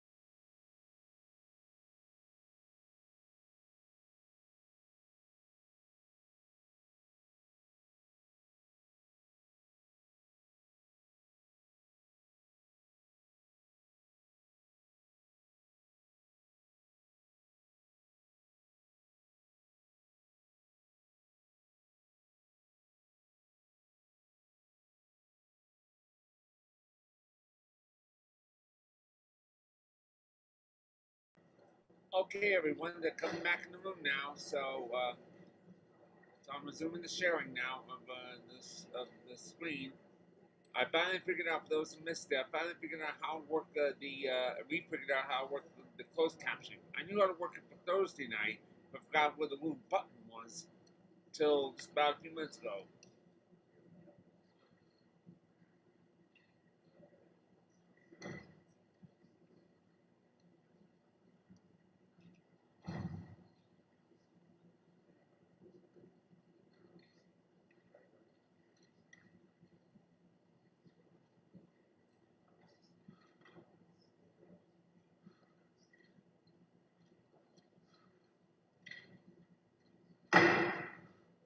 Committee will be in order. I now welcome our second panel of witnesses. We're joined today by B.J. Pack, Al Smith, and Ben Ginsberg. Mr. Pack is the former United States Attorney for the Northern District of Georgia. Mr. Smith is a former city commissioner for the city of Philadelphia, where he served for more than 10 years. Mr. Ginsberg is one of the leading election law attorneys in the country and has represented Republican presidential candidates in election litigation dating back to 2000, where he represented George W. Bush in the Bush v. Gore litigation. I will now swear in our witnesses. Please stand and raise your right hand. Do you swear or affirm under penalty of perjury that the testimony you're about to give is the truth, the whole truth, and nothing but the truth? So help you God. Thank you. Please be seated.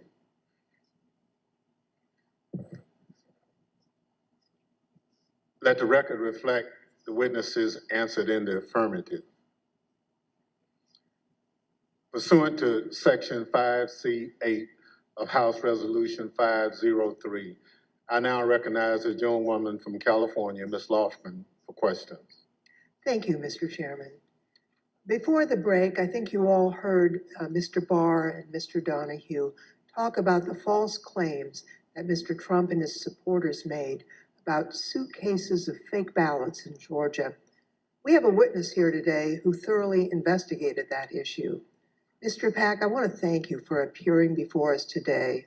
You were appointed by President Trump to serve as the U.S. Attorney for the Northern District of Georgia, and you served from 2017 until January of 2021. You were the lead federal prosecutor there and worked for the Department of Justice under then Attorney General Bill Barr. Now, were you ever asked by Attorney General Barr to investigate claims of voter fraud in the 2020 election? And if so, what were those claims? Thank you, Congressman Lofgren.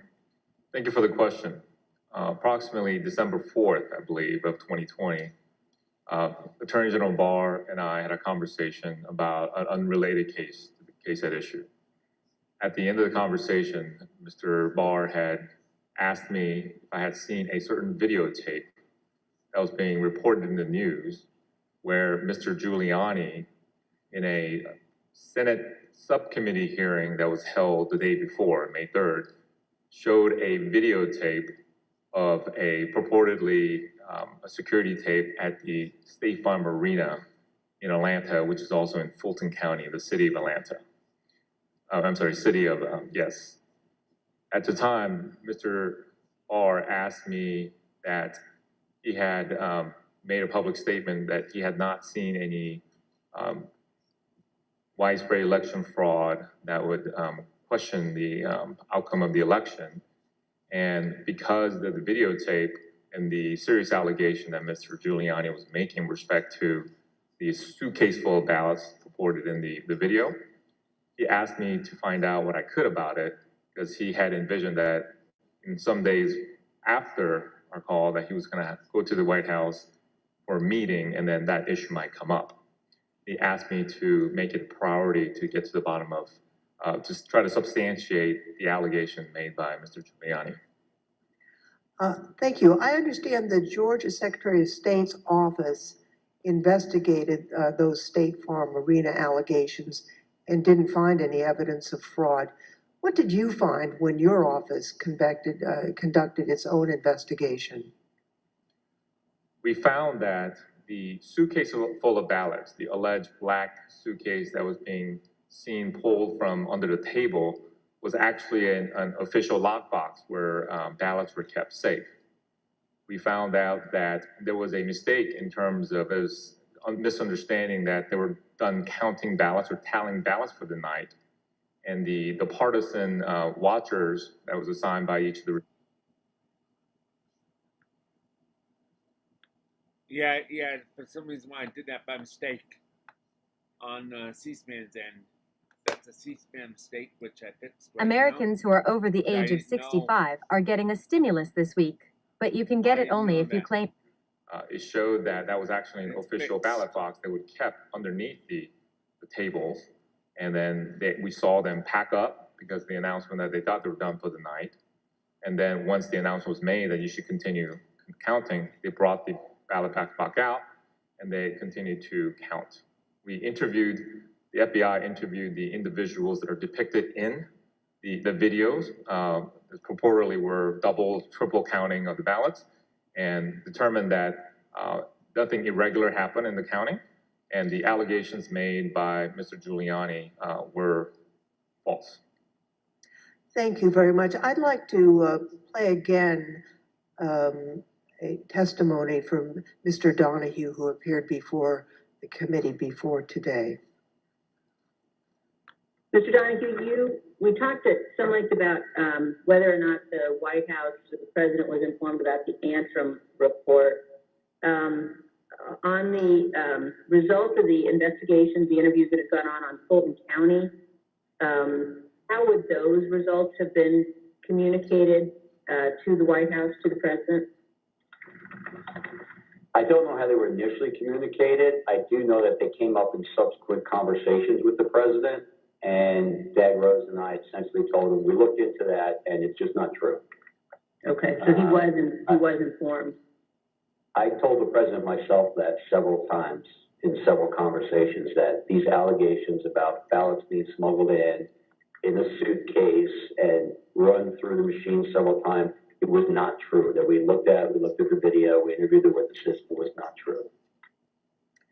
Mr. Pack, after you left the U.S. Attorney's Office on January 4th, 2021, did the next U.S. Attorney there, I think Mr. Trump's personal pick, Bobby Christine, did he investigate any remaining claims of fraud? And if so, did he find any evidence that supported the president's claims of voter fraud? It is my understanding that Mr. Christine continued any investigations that were pending at the time of my departure, but he was unable to find any evidence of fraud that affected the outcome of the election. So after investigating the president's and Mr. Giuliani's claims about voter fraud in Georgia, is it your view today that there was no evidence of widespread fraud sufficient to undermine confidence in the outcome of the election in Georgia? That is correct. Thank you, Mr. Pack. And I want to thank you also for the service that you've given to our country. We appreciate that. Next, I'd like to turn to President Trump's false allegations about election integrity in Philadelphia. The Attorney General discussed these allegations at some length. You know, the idea, the president has repeatedly suggested that there was some kind of outpouring of unexpected votes in inner city areas like Philadelphia as recently as January 13th when he walked off the NPR set. He was asked by the interviewer, what's your evidence of fraud? And he said more people voted in Philadelphia than there were voters. And that was absolute rubbish. The turnout in Philadelphia was in line with the state's turnout. And in fact, it was not as impressive as many suburban counties. And there was nothing strange about the Philadelphia turnout. It wasn't like there was all these unexpected votes that came out in Philadelphia. So, I think once you actually look at the votes and then there's an obvious explanation. For example, in Pennsylvania, Trump ran weaker than the Republican ticket generally. He ran weaker than two of the state candidates. He ran weaker than the congressional delegation running for federal Congress, and he ran weaker than the Republican, I think. I haven't looked at this recently, but he generally was a weak element on the Republican ticket. So that does not suggest that the election was stolen by fraud. How about Pennsylvania and Bill McSwain? We were talking with the U.S. Attorney in Philadelphia about an alleged discrepancy between the number of absentee ballots issued and the number of ballots cast. Right. So that was one of the big ones for a period of time. I think that was raised at Gettysburg by Giuliani or something like that. But it kept on being repeated, and I found it annoying because it didn't seem that it was right. So I called McSwain, and he got back to me. He said, no, the problem is that Mastriano threw out this number, and what he did was he mixed apples and oranges. He took the number of applications for the Republican primary and he compared it to the number of absentee votes cast in the general election. But once you actually go and look and compare apples to apples, there's no discrepancy at all. And that's one of the I think at some point I covered that with the president. We have another witness here today who has detailed knowledge about the election process in Philadelphia. Mr. Schmidt, at the time of the 2020 presidential election, you were serving as the only Republican member of Philadelphia's 3-member city commission, which is responsible for overseeing elections throughout the city. Is that correct? That's correct, Congressperson. So President Trump made numerous claims regarding fraudulent voting practices in Philadelphia, including the claim that dead people were voting. In fact, Mr. Giuliani told Pennsylvania state legislators that 8,000 dead people voted in Pennsylvania. You investigated those claims of voter fraud. Can you tell us what you found?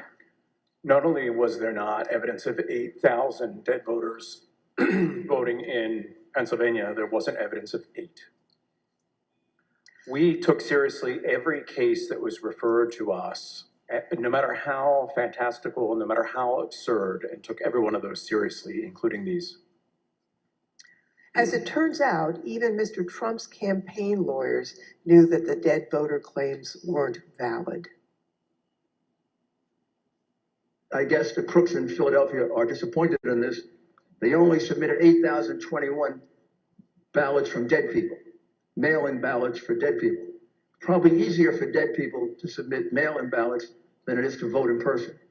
Rudy was at this stage of his life and the same ability to manage things at this level or not. And obviously, I think Bernie Carrick publicly said it. They never proved the allegations that they were making and they were trying to develop. Mr. Schmidt, on November 11th, 2020, President Trump tweeted about you, saying, and here's a quote, "A guy named Al Schmidt, a Philadelphia commissioner and so-called Republican, or rhino, is being used big time by the fake news media to explain how honest things were with respect to the election in Philadelphia. He refuses to look at a mountain of corruption, dishonesty. We win." As a result of that tweet and the CNN interview you gave where you stated the dead voter claims in Pennsylvania were false, you and your staff were subjected to disturbing threats. Can you tell us about that? The threats prior to that tweet, and on some level it feels almost silly to talk about a tweet, but we can really see the impact that they have, because prior to that, the threats were pretty general in nature. Corrupt election officials in Philadelphia are going to get what's coming to them. You're what the Second Amendment is for. You're walking into the lion's den, all sorts of things like that. After the president tweeted at me by name, calling me out the way that he did, the threats became much more specific, much more graphic, and included not just me by name, but included members of my family by name, their ages, our address, pictures of our home, just every bit of detail that you could imagine. That was what changed with that tweet. Behind me are redacted threats that you received, that you provided to the committee. Now, we redacted portions of the text to protect your family. Mr. Schmidt, I think I speak for all of my colleagues when I say we are deeply sorry for what you and your loved ones have been through. And I also want to thank you for your service to your country and for standing up for the rule of law. I want to thank both Mr. Pack and Mr. Schmidt for their service, their testimony, and for standing up for the rule of law. Now I'd like to turn to another subject. The courts in our country provide a legitimate venue for campaigns to challenge what they view as irregular election practices. Now, courts have the final say on how the law applies to those challenges. We have a renowned legal expert here to address the Trump campaign's activities in court. Mr. Ginsburg, you've spent your entire career representing Republicans in election-related litigation. You served as the National Counsel on Republican presidential campaigns in 2000, in 2004, and in 2012. You played a key role in the 2000 Florida recount that led to the Supreme Court's decision in Bush v. Gore. You served as the co-chair of the Presidential Commission on Election Administration. I think it's fair to say you're the most prominent Republican lawyer who's litigated in the election field. Now, you've analyzed the Trump campaign's litigation pretty carefully. What's the normal process for post-election litigation? How is the Trump campaign's different from the kinds of post-election litigation you've been involved in and know about? In the normal course of things, any campaign on the night of the election and the days after will do a couple of different things. One is that they'll analyze precinct results to look for abnormalities in the results, and they'll send people to those precincts to ask more questions. Secondly, all campaigns will have poll watchers and poll workers and observers in the polling place. And so campaigns will talk to those people if they saw any irregularities that could cause problems in the election. Now, the Trump campaign talked pre-election about having 50,000 poll workers. So presumably, they did have eyes on the ground in all these places. And so in the normal course of things, a campaign will analyze the reports that come in. Trump campaign had a couple of basic problems, however. Number one, the 2020 election was not close. In 2000, that was 537 and close. In this election, the most narrow margin was 10,000 and something in Arizona, and you just don't make up those sorts of numbers in recounts. And when the claims of fraud and irregularities were made, you've heard very compelling testimony from Mr. Stepien, from Matt Morgan, from Alex Cannon about those claims and how they didn't believe them.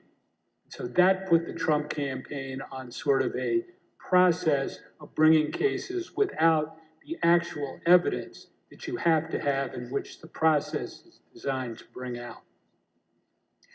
So are you aware of any instance in which a court found the Trump campaign's fraud claims to be credible? No, there was never that instance. In all the cases that were brought, and I've looked at the more than 60 that include more than 180 counts. And no, the simple fact is that the Trump campaign did not make its case. The Select Committee has identified 62 post-election lawsuits filed by the Trump campaign and his allies between November 4th, 2020 and January 6th, 2021. Those cases resulted in 61 losses and only a single victory, which actually didn't affect the outcome for either candidate. Despite those 61 losses, President Trump and his allies claim that the courts refused to hear them out, and as a result, they never had their day in court. Mr. Ginsburg, what do you say about the claims that Mr. Trump wasn't given an opportunity to provide the evidence they had of voter fraud? Did they did they have their day in court? They did have their day in court. About half of those cases that you mentioned were dismissed at the procedural stage for a lack of standing. The proper people didn't bring the case, or there wasn't sufficient evidence and it got dismissed on a motion to dismiss.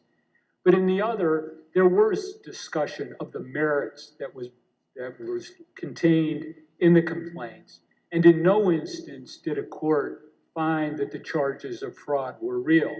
And it's also worth noting that even if the Trump campaign complained that it did not have its day in court, there had been post-election reviews in each of the 6 battleground states that could have made a difference. And those ranged from the somewhat farcical Cyber Ninjas case in Arizona to the Michigan Senate report that was mentioned earlier, the hand recount in Georgia that Mr. Pack addressed. And in each one of those instances, there was no credible evidence of fraud produced by the Trump campaign or his supporters. Thank you. You know, as Mr. Ginsburg has explained, there are no cases where the Trump campaign was able to convince a court that there was widespread fraud or irregularities in the 2020 election. Over and over, judges appointed by Democrats and Republicans alike directly refuted this false narrative. They called out the Trump campaign's lack of evidence for its claims, and the judges did that even in cases where they could have simply thrown out the lawsuit without writing a word. You can see behind me a few excerpts from the decisions in these 62 cases. The Trump campaign's lack of evidence was criticized by judges across the political spectrum. In Pennsylvania, a Trump-appointed judge concluded, quote, "Charges require specific allegations and proof. We have neither here." Another Trump-appointed judge warned that if cases like these succeeded, quote, "Any disappointed loser in a presidential election able to hire a team of clever lawyers could flag claimed deviations from election results and cast doubt on election results." The list goes on and on. Allegations are called, quote, "an amalgamation of theories, conjecture, and speculation."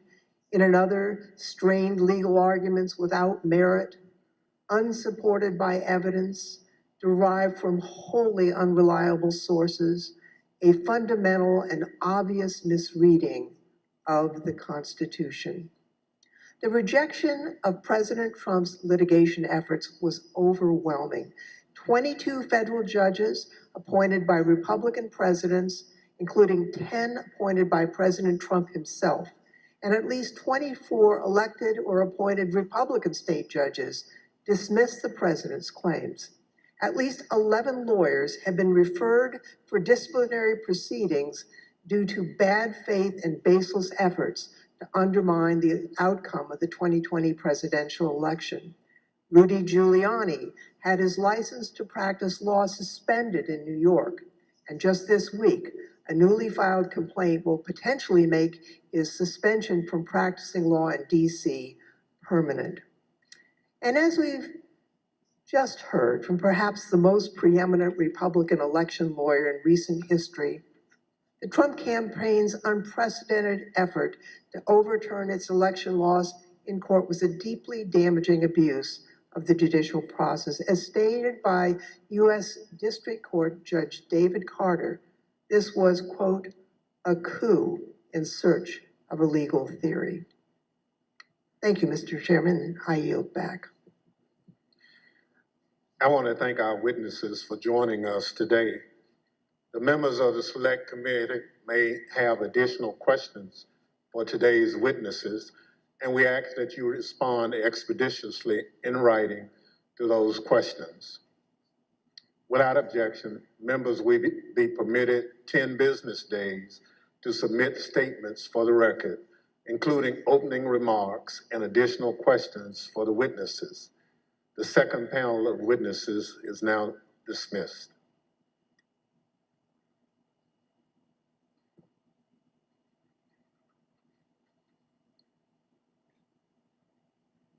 I hope their testimony also helps get Rudy Giuliani and the lawyers that worked with Trump disbarred and prosecuted.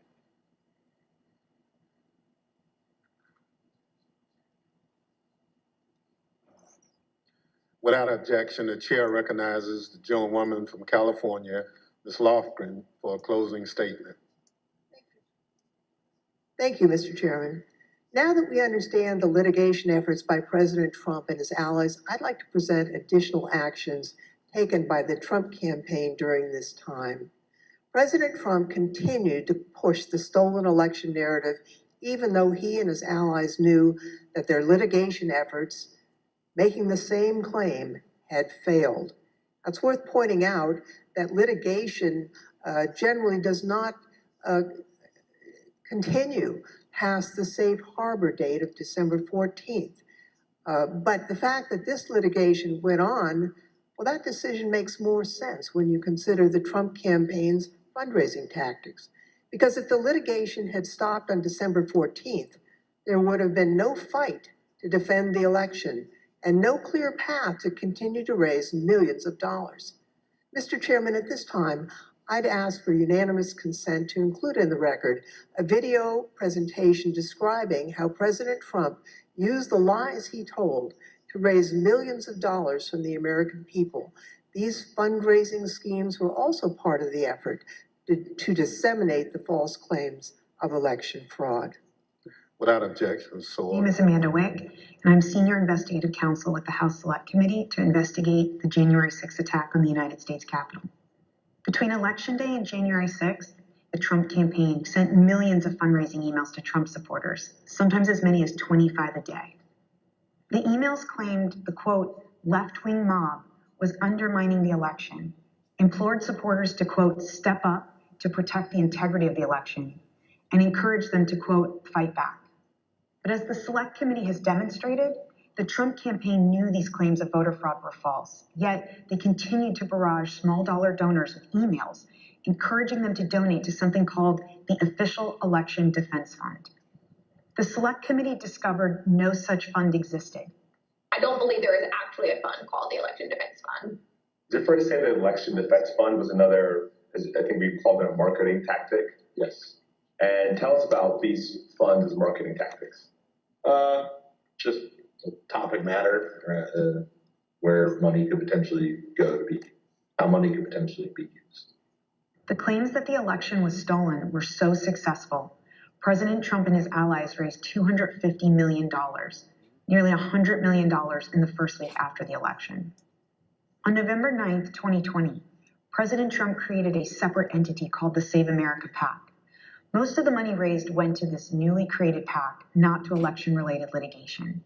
The Select Committee discovered that the Save America PAC made millions of dollars of contributions to pro-Trump organizations, including $1 million to Trump Chief of Staff Mark Meadows' charitable foundation, $1 million to the America First Policy Institute, a conservative organization which employs several former Trump administration officials, $204,857 to the Trump Hotel Collection, and over $5 million to Event Strategies, Inc., the company that ran President Trump's January 6th rally on the Ellipse. All of us here today do not want to see our election victory stolen by emboldened radical left Democrats, which is what they're doing. The evidence developed by the Select Committee highlights how the Trump campaign aggressively pushed false election claims to fundraise, telling supporters it would be used to fight voter fraud that did not exist. The emails continued through January 6th, even as President Trump spoke on the Ellipse. 30 minutes after the last fundraising email was sent, the Capitol was breached.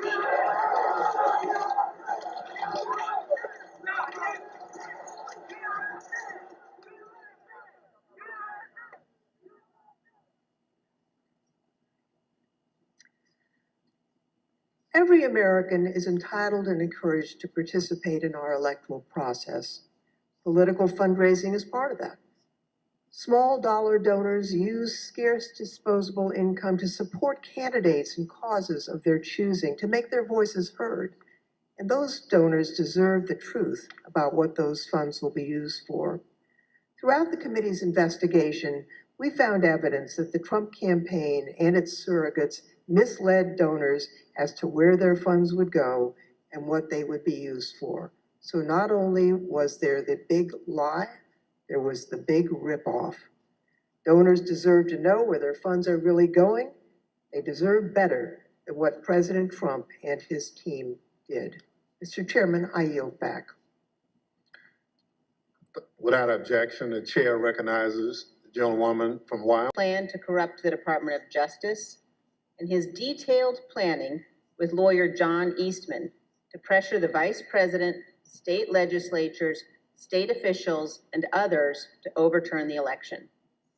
Let me leave you today with one clip to preview what you will see in one of our hearings to come. This is the testimony of White House lawyer Eric Hirschman. John Eastman called Mr. Hirschman the day after January 6th, and here is how that conversation went.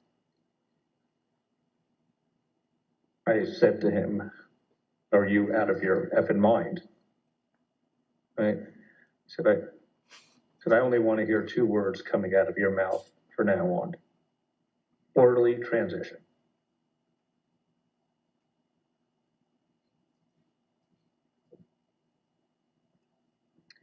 Thank you, Mr. Chairman. I yield back. At the conclusion of last week's hearing, we showed you a video of rioters explaining why they had come to Washington on January 6th. It was because Donald Trump told them to be here. Today, we heard about some of the lies Donald Trump embraced and amplified when it became clear he didn't have the numbers of votes to win the election. We heard about how officials at different levels of government explored claims of fraud and found no evidence, yet the former president continued to repeat those false claims over and over again. Today, we'll end things where we did on Thursday, back on January 6th, hearing words of individuals who wanted to stop the transfer of power. We know they were there because of Donald Trump. Now we hear some of the things they believed. Without objection, I enter into the record a video presentation. I know exactly what's going on right now. Fake election. They think they're gonna fucking cheat us out of our vote with communist fucking Biden in office. It ain't fucking happening today, brother. You voted? Yes, sir. How'd it go? Voted early, went well, except for can't really trust the software. Dominion software all over. We voted, and right in the top right-hand corner of the Dominion voting machine that we used, there was a Wi-Fi symbol with 5 bars. So that most definitely connected to the internet, without a doubt. So they stole that from us twice. We're not doing it anymore. We're not taking it anymore. So we're standing up, we're here, and whatever happens, we're not laying down again. It didn't work. It didn't work. It didn't work. No. Trust the system. 200,000 people that weren't even registered voted. 430,000 votes weren't here from President Trump's tally. And you can't stand there and tell me that it worked. I don't want to say that what we're doing is right. But if the election's being stolen, what is it going to take?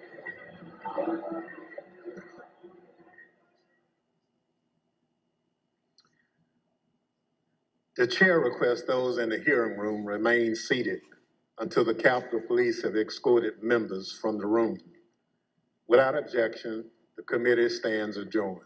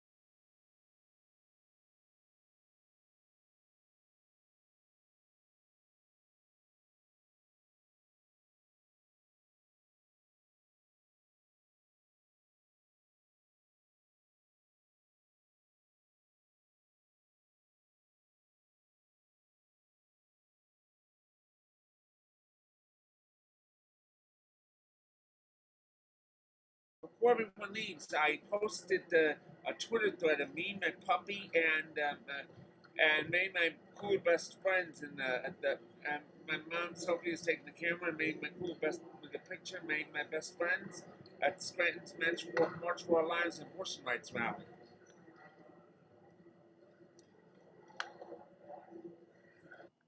And here they combined the both of them together because it's Scranton area and it was it's a smaller area, so that's why they combined them all together that way.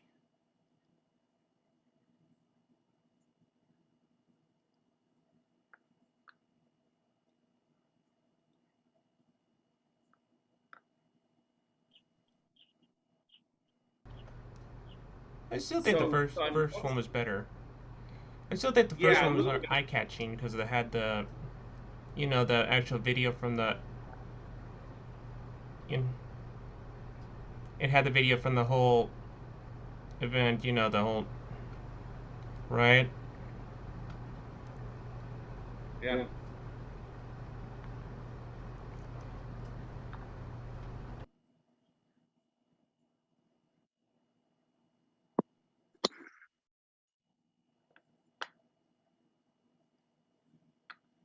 So I'm gonna close up for now because I'll see y'all on Wednesday, which is the next day. See you Wednesday. I put it in the chat. I'll also put an email too, and the reminder email. I'll send a little bit.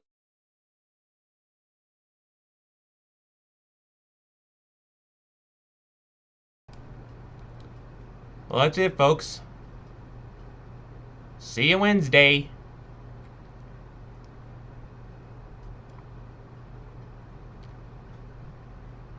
Bye-bye. Bye-bye.